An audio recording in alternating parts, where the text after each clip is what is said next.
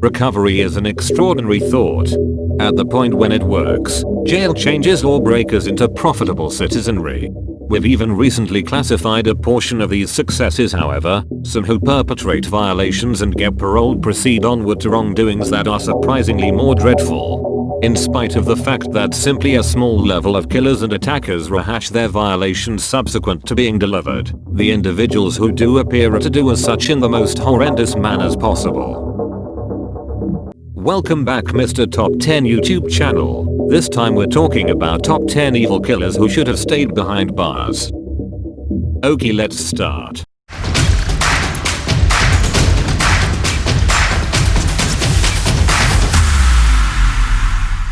Number 10. Evan Ebel. Evan Ebel was consistently irate. He was brought up in a wealthy family, however continually fell into difficulty growing up, and numerous around him thought there was some kind of problem with him. At 18, Ebel was captured for crime-furnished burglary. He served a time of his 3-year sentence and afterward was captured again at 20 for lawful offense threatening, theft and attack. While in jail, he joined the 211 Crew, a Denver racial oppressor posse. He attacked a jail watchman and afterward continued adding further offenses. He piled up 28 infringement in jail and spent most of his 8 years there in isolation.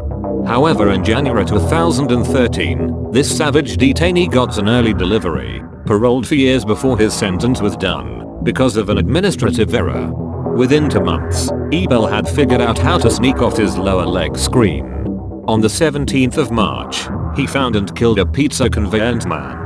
The next day, he headed to the home of Colorado Department of Corrections head Tom Clements, wearing a pizza conveyance uniform. He shot Clements dead when the man opened the door. Ebel may have followed up on the requests from the 211 Crew, yet police never heard his clarification. He kicked the bucket in a shootout with them, following a rapid pursuit. The supposed 211 hit list had another name on it, Tim Hand, the probation officer whose blunder had liberated Ebel. The fiasco by and large didn't wind up costing Hand his life, however it did properly cost him his work. Number 9. Dwayne Lee Little. Dwayne Lee Little was 13 when he submitted his first homicide, slaughtering and assaulting 16-year-old Ori F.A. Phipps. He got a lifelong incarceration, however was paroled in 1974 as subsequent to serving the base 8 years. Maybe the parole board felt that they couldn't consider the youngster answerable for the fierce wrongdoing he'd submitted as a kid. However, Little's brief time frame in jail didn't change him, and he left it as rough as ever. In September of that year, a family vanished from their campground in Applegate, Oregon. The next April, specialists discovered their killed bodies. A cavern contained the cadavers of Mother Belinda, 5-year-old David, and infant Melissa, all with shot injuries. The dad, Richard, had passed on bound to a tree. The case stays open right up till the present time. However, Little, found in the zone, was the police's central suspect. Shots utilized in the murders likewise coordinated a firearm in his ownership. Despite the fact that he was never indicted for this wrongdoing, Little wound up carrying out life punishments for assaulting, cutting, and attempting to kill a pregnant drifter in 1979. In prison, he purportedly admitted to the Cowden murders. Number 8. Andrew Dawson.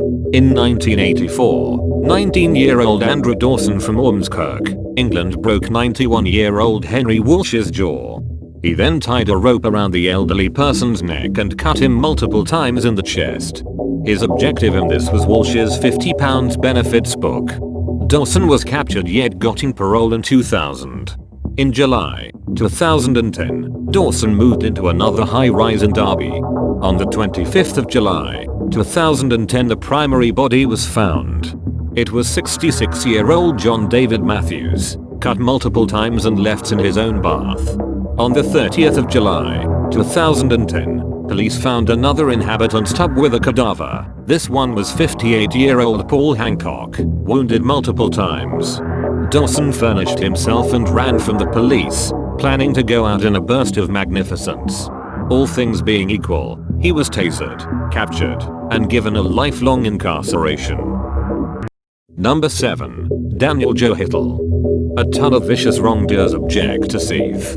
does securing up somebody a phone fix rage? It absolutely didn't fix Daniel Joe Hittel. At the point when Hittel was 23, he wounded his new parents to death on the 4th of April, 1973 at their home in Staples, Minnesota. The explanation? Their canine scratched his vehicle. He got a 30-year sentence, however was delivered in 1984 upon parole. He got consent to move to Garland, Texas.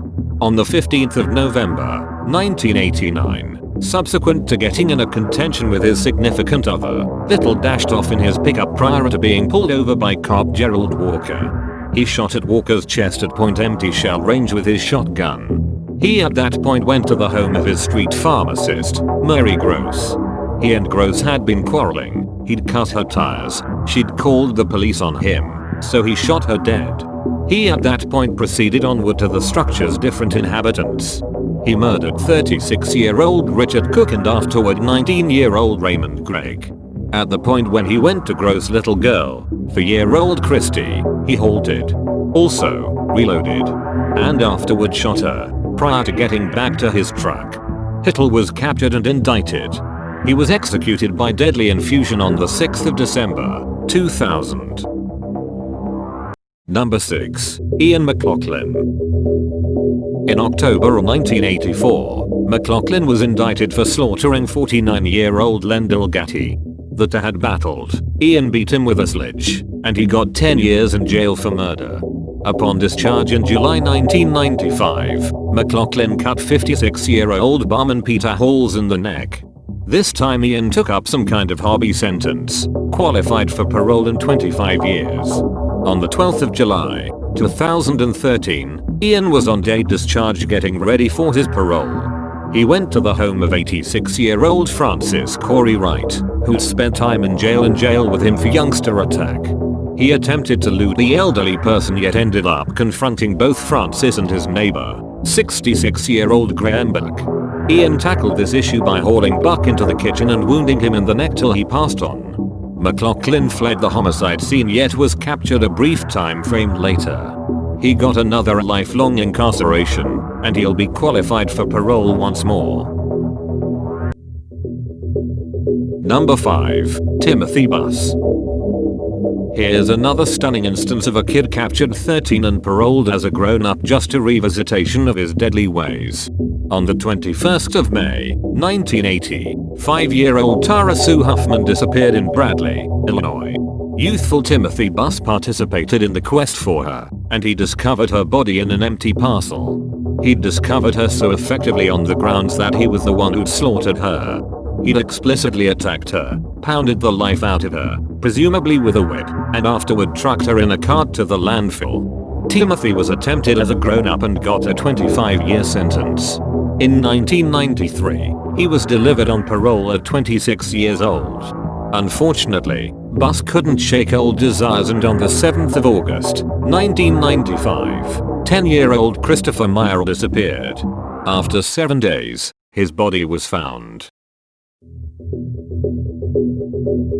Number 4. Jack Unterweger. In 1974, Austrian Jack Unterweger was accused of homicide in the wake of choking a casualty with her own bra. Yet, in jail, he appeared to turn his life around. He composed verse. He composed a self-portrayal. He composed kids' books.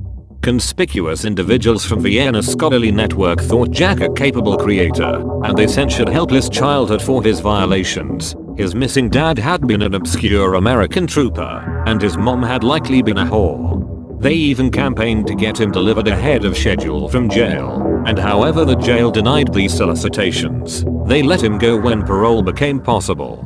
Upon his delivery in 1990, Unterweger turned into a minor superstar.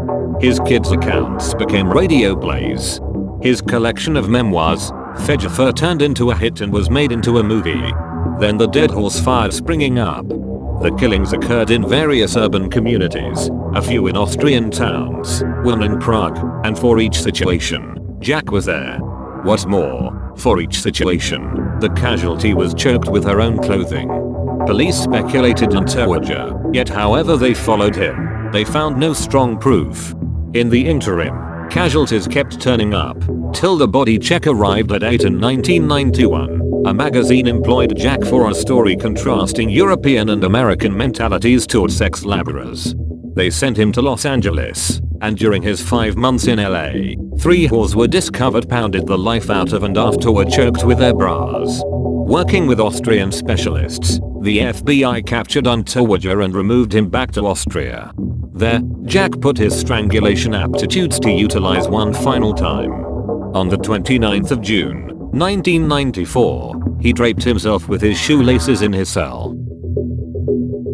Number 3. Kenneth McDuff. Capital punishment rivals contend that we can seldom demonstrate blame with conviction, and even affirmed executioners can be improved. Capital punishment advocates react just by highlighting Kenneth McDuff was first captured for robbery and was condemned to 12 simultaneous 4-year sentences in 1964. He got parole following a solitary year. At that point in August 1966, McDuff and 2 companions halted a vehicle with 3 young people in Fort Worth, Texas. They requested the 2 youthful male travelers into the storage compartment and terminated into it, murdering them both. Next, they consistently assaulted the 3rd teenager, 16-year-old Edna Louise Sullivan, prior to choking her with a broomstick. At that point they went to a corner store to get some Coca-Cola. McDuff got 3 capital punishments and strolled to the hot seat on 2 distinct events. However, he got to very late remain each time. His sentence was later driven to life, and due to congestion, the state paroled him in October 1989. 3 days in the wake of escaping jail, McDuff killed 31-year-old Sarafia Parker. He ended up back in jail, obviously. However, at that point, the extremely 1 year from now, McDuff was paroled once more. And afterward, after 3 separate sentences and paroles, Kenneth McDuff's wrongdoing binge truly started. Police aren't even certain exactly the number of Texans he executed, yet they put the number at 14 of every solitary year. All were ladies. Many were whores. He tormented a few and left their stripped bodies in the forested areas or in streams. McDuff was at last indicted for these homicides. One of these 2 casualties, Melissa Northrup, was pregnant at the hour of her passing. On the 17th of November, 1998, at 52 years old, he was executed by deadly infusion. Number 2. William Bonin.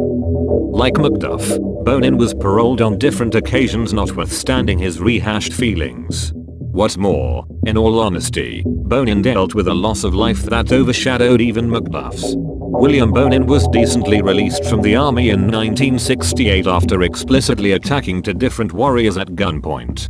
Throughout the following year, he seized and explicitly attacked 5 young men between the ages of 12 and 18.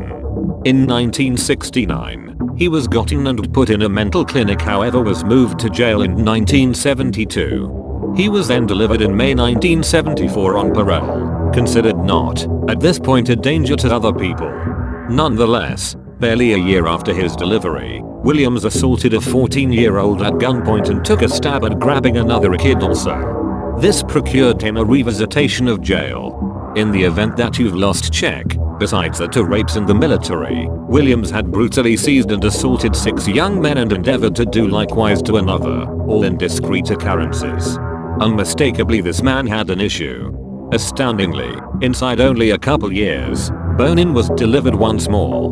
Between May 1979 and June 1980, Williams and a couple of accessories mercilessly assaulted, tormented, and killed in any event 21 young men.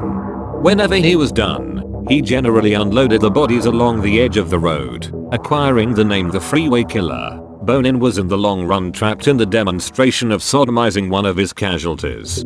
In February 1996, after over 10 years waiting for capital punishment, he turned into the principal California prisoner executed by deadly infusion. Number 1. David Edward Morst. Morst might be perhaps the saddest model on the rundown on the grounds that even he realized he didn't have a place in the overall public. Born in 1954 in Pennsylvania, Morst was perilous even as a kid, as indicated by his mom.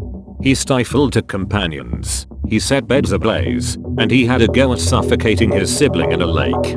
At 9, he entered a psychological foundation for in his fierce conduct. He moved from that point to a kid's home, where he developed into adulthood. His mother would not allow him to move back home and made him enroll in the army. While positioned in Germany, he tied 13-year Jimmy McClister to a tree and beat him to death. He later couldn't remember how he'd met the kid. He was court-martialed and got a 4-year sentence for homicide. At the point when the sentence finished, he requested to remain in jail. The jail denied his solicitation and delivered him in 1979. Most wounded another youngster and was captured. However, he was delivered once more. In 1981, he took a stab at chasing down an old sex accomplice, censuring homosexuality for every one of his inconveniences. The expected casualty ended up being in jail. So Morse found an arbitrary young person, wounded him, and afterwards suffocated him in a quarry. He was captured for the wrongdoing and got a 35-year sentence. This time, he composed letters to jail authorities asking that they not deliver him. However, only part of the way through his sentence, the parole board released him outwardly world once more. In 2001, he assaulted a companion with a line, yet the companion would not like to squeeze charges. In any case, police before long found that he choked another casualty, 16-year-old James Reganai, and encased his body in concrete. While exploring that murder, they found the concrete contained two different casualties. Ages 19 and 13, Morse confessed to every one of the 3 homicides. At that point on the 19th of January, 2006, he draped himself in his cell utilizing his bed sheets.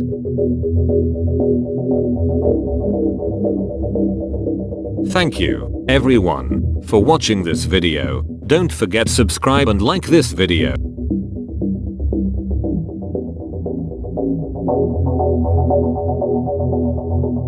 See you in the next video.